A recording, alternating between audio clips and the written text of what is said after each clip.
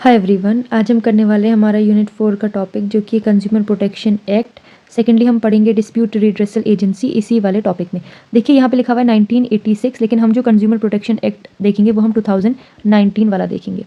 तो इसमें क्या है, पहली चीज़ जो ये है कि कंज्यूमर प्रोटेक्शन एक्ट 2019। अब आप इसका पहले मतलब देखिए, कंज्यूमर प्रोटेक्शन एक्ट, कंज्यूमर को प्रोटेक्ट करना है। अब कंज्यूमर को प्रोटेक्ट किस चीज़ से करना है, इस एक्ट में हम देखेंगे कि कंज्यूमर जो है उसका प्रोटेक्शन कैसे हो सकता है। अब आपने एक चीज़ देखी होगी कि आप सभी के हाउसेज में, आप सभी के घर में टीवी, फ्रिज या कोई भी चीज़ हो सकती है। अगर वो चीज़ फॉल्टी निकल जाए, अगर वो चीज़ गलत निकल जाए तो आप कहाँ पर जाएंगे? अगर वो चीज़ फॉल्टी निकल जाएगी तो उसकी कंप्लेन करने के लिए आप जाएंगे कंज्यूमर प्रोटेक्शन एक्ट में। तो ये इसीलिए कंज्यूमर प्रोटेक्शन एक्ट की इतनी ज़्यादा इंपॉर्टेंस है। अब देखिए, कंज्यूमर प्रोटेक्शन एक्ट जो है ना, इसमें बहुत बार अमेंडमेंट हो रखा है। सबसे पहले जो ये एक्ट आया था ये 1986 में आया था। फिर जो सेकंड अमेंडमेंट हुआ वो 1991 में हुआ, देन 1993, उसके बाद 2002। लेकिन जो सबसे मेजर चेंजेस जो आए वो 2019 में आए। तो इसीलिए हम सीधे 1986 के बाद 2019 वाला एक्ट देखते हैं, क्योंकि ये बीच में अमेंडमेंट हुए वो इतने मेजर चेंजेस नहीं थे, लेकिन 2019 में जो चेंजेस थे वो काफ़ी मेजर हुए थे। अब सबसे पहले हम इस एक्ट को देखने से पहले ये देखेंगे कि कंज्यूमर कौन होता है। कंज्यूमर इसी एक्ट में, कंज्यूमर प्रोटेक्शन एक्ट में ही सेक्शन 2 सब क्लॉज 7 के अंदर कंज्यूमर को बताया गया है। कंज्यूमर कौन है ये देखिए। कंज्यूमर एक ऐसा इंसान होता है जो बाई करता है गुड्स को या फिर सर्विसेज को इन एक्सचेंज फॉर कंसिडरेशन, और उन्हें यूज करता है फॉर द पर्सनल यूज, अपने खुद के लिए यूज करता है। कंज्यूमर जो वही होगा जो उन्हें रीसेल के लिए यूज नहीं करेगा, ना ही वो उसे कॉमर्शियल यूज के लिए यूज करेगा, वो होगा कंज्यूमर।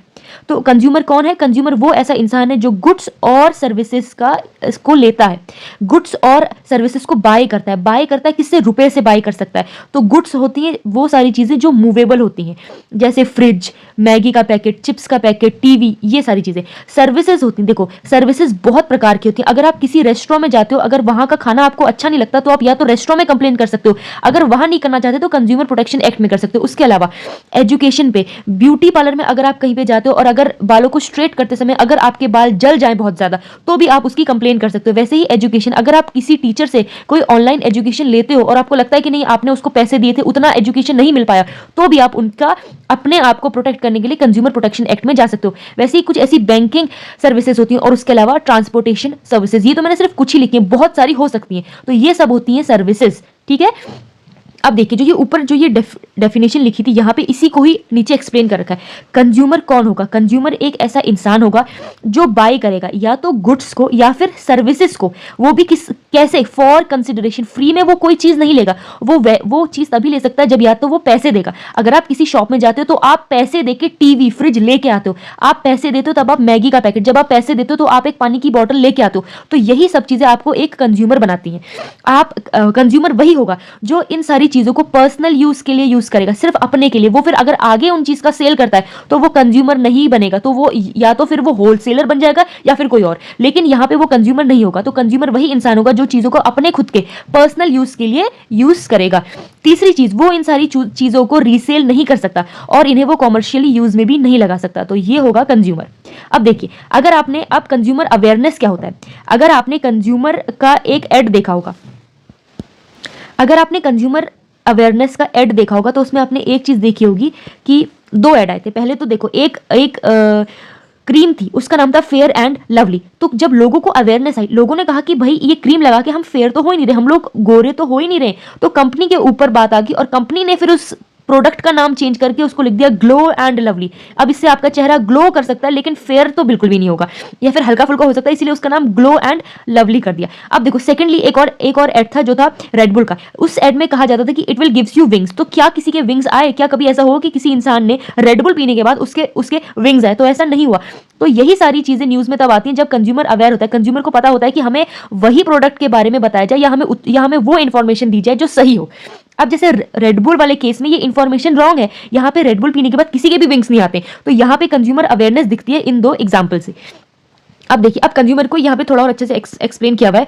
यहाँ पे ये बोला है कि कंज्यूमर की डेफिनेशन सेक्शन 2 और सब क्लॉज 7 में दे रखी है। कंज्यूमर कौन होगा, या तो वो गुड्स को लेगा या फिर वो सर्विसेज को लेगा। गुड्स के बारे में सेक्शन 2 सब क्लॉज 21 में बताया गया और सर्विसेज के बारे में सेक्शन 2 सब क्लॉज 42 में बताया गया है। गुड्स क्या होंगी, गुड्स ऐसी चीज होंगी जो कि आप कंसिडरेशन पे करके लोगे। कंसिडरेशन मतलब क्या, रिटर्न में कोई चीज। अगर आपको कोई चीज दुकानदार दे रहा है तो उसके बदले में आपको रिटर्न में कोई चीज देनी पड़ती है, वो होती है कंसिडरेशन। ये आप ऑन द स्पॉट भी कर सकते हो और ऑनलाइन भी कर सकते हो।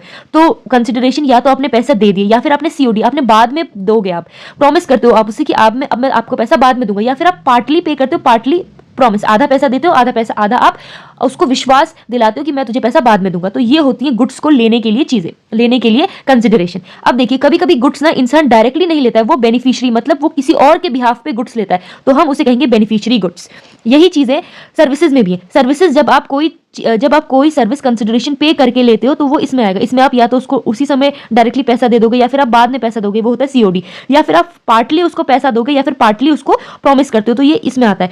सेकेंडली, आप किसी के बेनिफिशियरी बन के लेते हो तो वो इसमें आता है, तो वो इसमें आता है सर्विसेज के सेकेंड पार्ट में। ठीक है, तो ये हमने पढ़ा कंज्यूमर प्रोटेक्शन एक्ट का इंट्रोडक्शन प्लस अमेंडमेंट कितनी बार हुआ है और कंज्यूमर कौन होता है, तो ये चीज अभी हमने देखी है।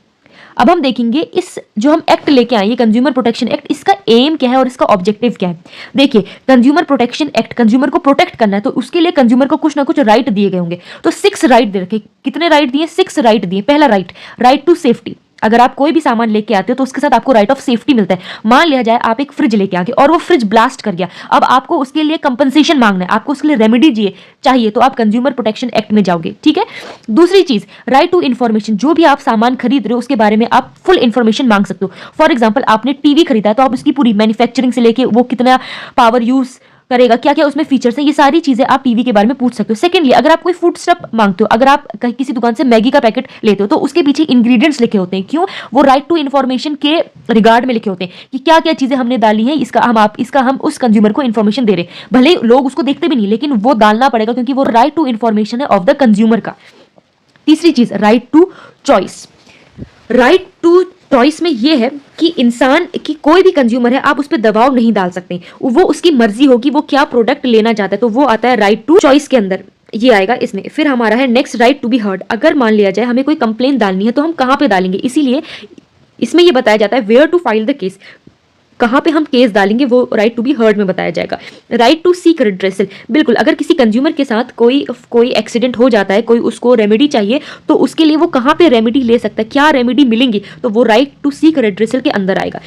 जो 6th राइट है वो है राइट टू कंज्यूमर एजुकेशन। इसमें क्या होता है, consumer has a right to know about consumer education, क्या कंज्यूमर की एजुकेशन होती है वो जानने का अधिकार कंज्यूमर को होता है। सेकेंडली, सारे के सारे राइट्स को जानने का अधिकार भी होता है। फिर ऑब्टेन्ड नॉलेज, जो नॉलेज गेन करने के लिए भी कंज्यूमर का राइट होता है under the right to consumer education के अंदर। अब देखिए, अगर किसी कंज्यूमर को राइट टू बी हर्ड के अंडर उसको कंप्लेन लिखानी है तो वो कहां पे लिखा सकता है, तो हमारे इंडिया में 3 काउंसिल हैं। पहली काउंसिल जो है वो है डिस्ट्रिक्ट कंज्यूमर प्रोटेक्शन काउंसिल, दूसरी है स्टेट कंज्यूमर प्रोटेक्शन काउंसिल, तीसरी है सेंटर कंज्यूमर प्रोटेक्शन काउंसिल। तो 3 काउंसिल हैं, पहली डिस्ट्रिक्ट लेवल पे, दूसरी स्टेट लेवल पे, तीसरी सेंट्रल लेवल पे। देखिए, डिस्ट्रिक्ट कंज्यूमर प्रोटेक्शन काउंसिल, तो ये जो ये CPC है इसका फुल फॉर्म है कंज्यूमर प्रोटेक्शन काउंसिल। ठीक है, ये स्टैब्लिश किसके द्वारा हुई है, ये स्टेट गवर्नमेंट के द्वारा स्टैब्लिश होती है बाय द नोटिफिकेशन। नोटिफिकेशन के बाद ये बनती है डिस्ट्रिक्ट कंज्यूमर प्रोटेक्शन काउंसिल। इसका कंपोजिशन, जो भी डिस्ट्रिक्ट का कलेक्टर होगा वो इस डिस्ट्रिक्ट काउंसिल कमिटी का चेयरमैन होगा। दूसरी चीज, such number of officers and non official members representing interest as prescribed, मतलब चेयरमैन के अलावा उतने लोग, इसमें कोई पर्टिकुलर नंबर नहीं दे रखा, कितने भी नंबर हो सकते हैं लोगों के, वो नंबर को इस काउंसिल का पार्ट बनाया जाएगा जो लोग कंज्यूमर प्रोटेक्शन के बारे में नॉलेज रखते हो। तो वही चीज यहां लिखी और यहां पे कोई नंबर स्पेसिफिक नहीं दे रखा है। तीसरी चीज, इसकी मीटिंग कब होगी, इसकी मीटिंग के लिए ये बोला है कि एटलीस्ट 2 मीटिंग तो 1 साल में होनी चाहिए, इसके अलावा कितनी और भी हो जाए उससे कोई दिक्कत नहीं, लेकिन एटलीस्ट 2 बार तो वो मिलने ही चाहिए। तो एटलीस्ट 2 मीटिंग जो है, 2 मीटिंग वो डिस्ट्रिक्ट कंज्यूमर प्रोटेक्शन काउंसिल की होनी ही चाहिए। अब इसका ऑब्जेक्टिव क्या है, देखो, डिस्ट्रिक्ट कंज्यूमर प्रोटेक्शन काउंसिल का ऑब्जेक्टिव ये है कि ये एडवाइस करेगा लोगों को, प्रमोशन करेगा। प्रमोशन किस चीज का, जो ये एक्ट है ना कंज्यूमर प्रोटेक्शन, कंज्यूमर के राइट्स के बारे में उनका प्रमोशन भी करना पड़ेगा। तीसरी चीज, प्रोटेक्शन ऑफ कंज्यूमर राइट, तीसरी चीज जो ये एक्ट करेगा वो करेगा प्रोटेक्शन करेगा ऑफ द कंज्यूमर राइट्स। तो ये है डिस्ट्रिक्ट कंज्यूमर प्रोटेक्शन काउंसिल। अब हम दूसरा देखेंगे, वो है स्टेट कंज्यूमर प्रोटेक्शन काउंसिल। ये एस्टैब्लिश किससे हुआ है? By the state government through notification. Composition, इसमें minister in charge of consumer affair in state government, जो भी मिनिस्टर हैं किस चीज के? कंज्यूमर अफेयर्स के, उनको इसका चेयरमैन बनाया जाता है। इसके अलावा देखो, इसमें पर्टिकुलर नंबर बता दिया गया, इसमें बोला गया कि 10 नॉमिनेटेड नंबर होंगे, उससे ज्यादा नहीं हो सकते। Other member not more than, 10 लोगों से ज्यादा इसमें दूसरे मेंबर नहीं होंगे, और वो भी नॉमिनेटेड होंगे सेंट्रल गवर्नमेंट के थ्रू। सेंट्रल गवर्नमेंट उन्हें नॉमिनेट करेगी। तीसरी चीज, इसकी मीटिंग कब कब होगी? साल में 2 बार तो मीटिंग होनी ही चाहिए, एटलीस्ट कम से कम 2 मीटिंग होनी चाहिए, ज्यादा से ज्यादा कितनी भी हो सकती है। ऑब्जेक्टिव सबका ऑब्जेक्टिव सेम रहेगा, एडवाइस करना, प्रमोशन करना, प्रोटेक्शन करना ऑफ कंज्यूमर राइट का विद इन द स्टेट। ठीक है, विद इन द स्टेट, ये विद इन द स्टेट होगा।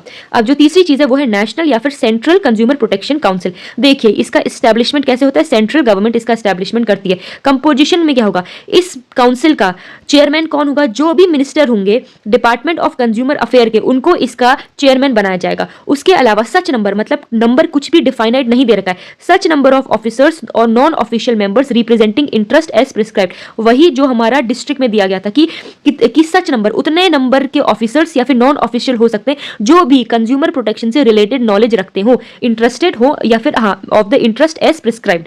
फिर तीसरी चीज, इसकी मीटिंग क्या होगी? एटलीस्ट साल में 1 मीटिंग तो होनी ही चाहिए, इससे ज्यादा कितनी भी हो सकती है, लेकिन 1 साल में 1 बार तो मीटिंग होगी ही होगी। इसका ऑब्जेक्टिव क्या है? इसका ऑब्जेक्टिव भी वही है, एडवाइस देना, protection of the consumer right करना और प्रमोशन करना, ये इसका ऑब्जेक्टिव है।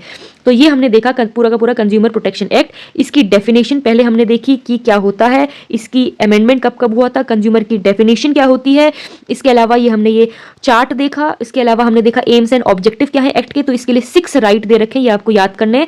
इसके अलावा हमने देखा फोरम कहाँ कहाँ पे है, और तीनों फोरम को हमने देखा, district consumer protection council, state consumer protection council और नेशनल या फिर central consumer protection council. Thank you so much.